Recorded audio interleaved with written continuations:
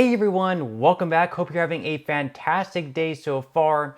So in today's video, we are going to be covering a few different topics. We'll be going over a few different articles. So first off, Democrats and Republicans alike fear RFK Jr.'s grueling path to victory. Also, the House GOP just released a new $17.6 billion bill with more aid to Israel, which the White House is calling a political maneuver. And finally, a majority of Republicans believe that Trump's legal cases are not being treated fairly. So we'll be covering all that in today's video, but before we go ahead and dive into it, if you wouldn't mind helping out real quickly by just giving this video a like, that just helps out with the good old YouTube algorithm, and also consider subscribing to my channel if you have not already. Plus, if you would like to receive up to $9,000 in free stocks or $9,000 in free cash, in a pinned comment below, I will be leaving a link to Webull. All you have to do is once you click on that link, it's just to open up a free account and then deposit at least 1 penny. At that point, Webull will be sending you at least 3 free stocks worth, once again, all the way up to $9,000. And if you do not want to invest at this point in time and you really just have the cash, all you have to do is once you receive those free stocks is just sell them for what they're worth and then transfer the cash value right back to your bank account. Okay, so diving right into our lead story of today's video, of course, that involves Robert F. Kennedy Jr., which there's a lot of speculation that he's actually going to be running as an independent against both Joe Biden and Donald Trump. And he's trying to get on the ballot on more and more of these states, trying to get on the ballot of all 50 states, which of course is going to give him the best opportunity to win. And perhaps if he wins these battleground states like Arizona, Pennsylvania, Michigan, maybe, just maybe, he could squeeze himself out to victory, or at least, not allow Biden or Trump to get to the 270 electoral votes that they would need, and then it would come down to a House vote. But we actually now have a lot of elites, I guess, from both the Democratic and the Republican Party, fearful that RFK Jr. might actually be able to squeeze out a victory. So according to The Hill, Democratic and Republican elites fear RFK Jr.'s growing path to victory. So outlined on the site earlier this week in a piece titled RFK Jr.'s Possible Libertarian Bid Rankles Democrats, that possibility is duly noted, as is the growing fear of certain Democratic operatives.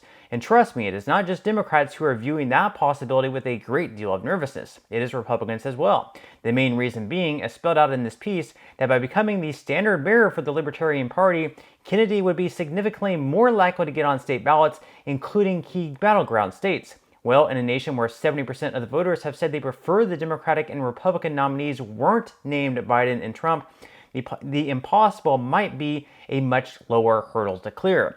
Next comes the very serious question of what happens if no presidential candidate gets to 270 electoral votes. Then, as outlined by the National Archives, the presidential election leaves the Electoral College process and moves to Congress. As noted on the archive websites, the House of Representatives elects the president from the 3 presidential candidates who receive the most electoral votes.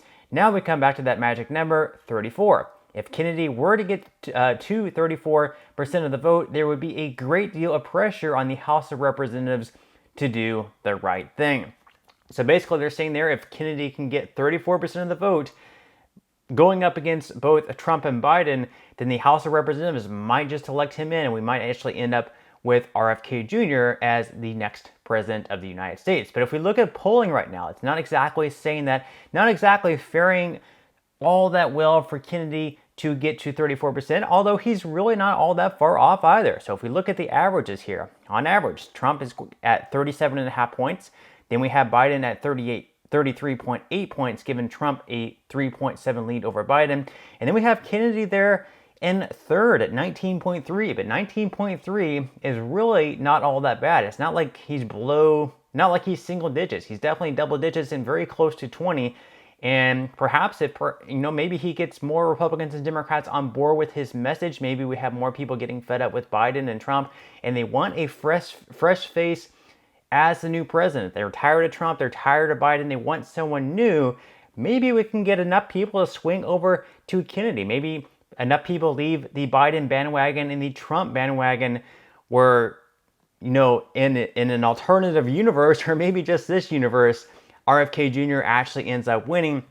And here is actually RFK Jr. making his best case on why people who are now supporting Trump and people who are now supporting Biden to actually swing their vote over to him. Watch. Do you look at yourself as running equally against Trump and Biden? Yeah. What would you say are the chief objections to both? If you were to say, since you're running against both, these are my objections to Trump, these are my objections to Biden? Biden, I just don't think he is capable of governing the country. He can't do an unscripted conversation or encounter with a voter. Even the scripted ones are falling apart. So I don't think, I don't even know if there's a sort of a coherent governing philosophy that he has that I would object to. I just think that there's a competency question at this point, and that he needs to answer, which means he has to debate, which I don't think that they're capable of doing. With President Trump, my objection to him is that he had a chance. The biggest thing that I object to is the lockdowns. He locked down 3.3 million businesses in this country with no due process, with no just compensation, with no scientific citation. None of the processes of democracy, the things that you have to do to involve the public in momentous decisions like that,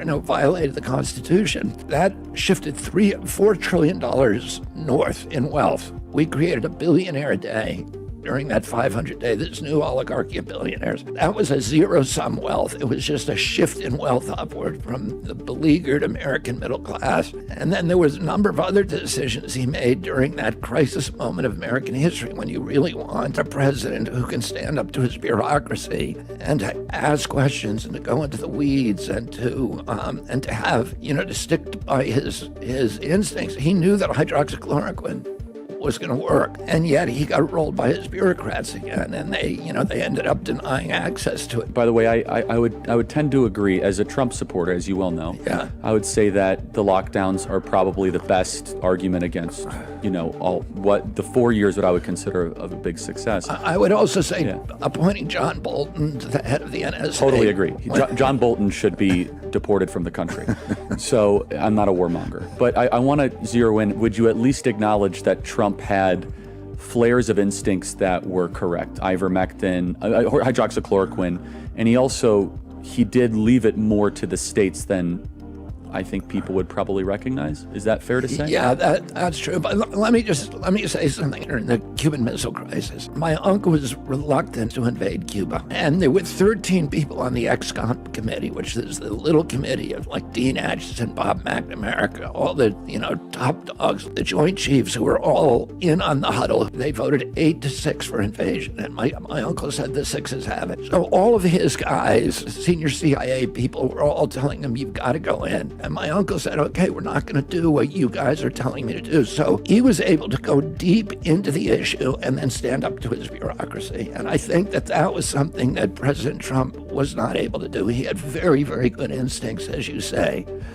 And I don't think he had the discipline to be able to actually sit down and do the research himself that would allow him to stand up to people who are the authorities. What's your pitch to a Trump supporter watching this or listening to this right now? I think President Trump had it right on the medical freedom issues. I think he had it right on the war issues in his rhetoric, but I don't think he executed well. And if you want a president who's actually going to dismantle the corrupt merger of state and corporate power, that's going to address problems with the Fed, the capture of that agency by... You mean the Federal Reserve? Yeah, by, big banks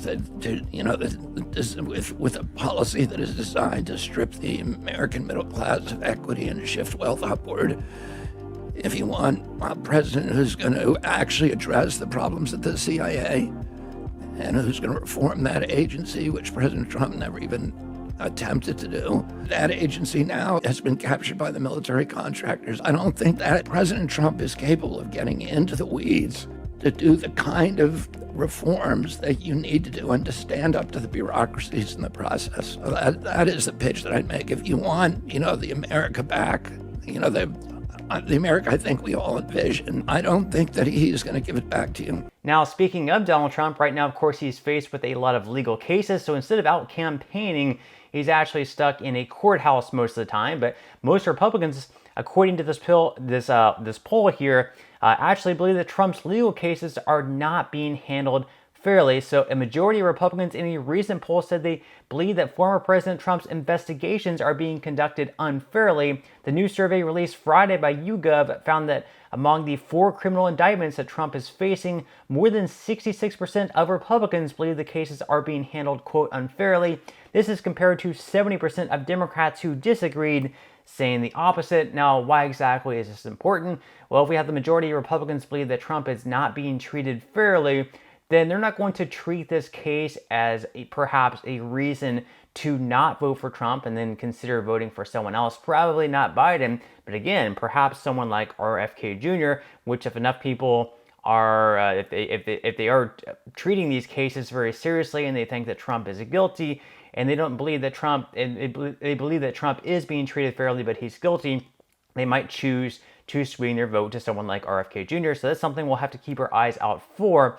And then finally, the White House is calling the House GOP's new $17.6 billion bill that will have that funding go towards Israel a cynical political maneuver, according to The Hill. So the White House criticized House Republicans on Saturday for unveiling a $17.6 billion bill that would provide additional aid to Israel amid its ongoing war in the Middle East, calling it a cynical political maneuver. The administration specifically criticized the bill, which Speaker Mike Johnson said the House would vote on next week, disparaging GOP lawmakers for singling out aid for only one U.S. ally as the Senate negotiates on the bipartisan border and aid package. So basically, Joe Biden and Democrats also want even more aid to go towards Ukraine. Republicans, in large part, although there are some Republicans who still want more aid to go towards Ukraine, but in large part, they're pretty much sick of sending out, signing an unlimited amount of checks to go over to Ukraine when that war looks like it really has no end in sight.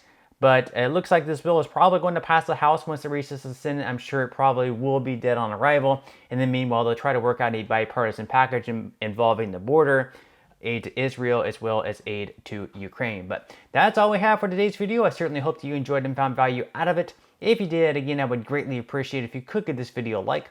Consider subscribing to my channel if you have not already. And I will see you in the next video.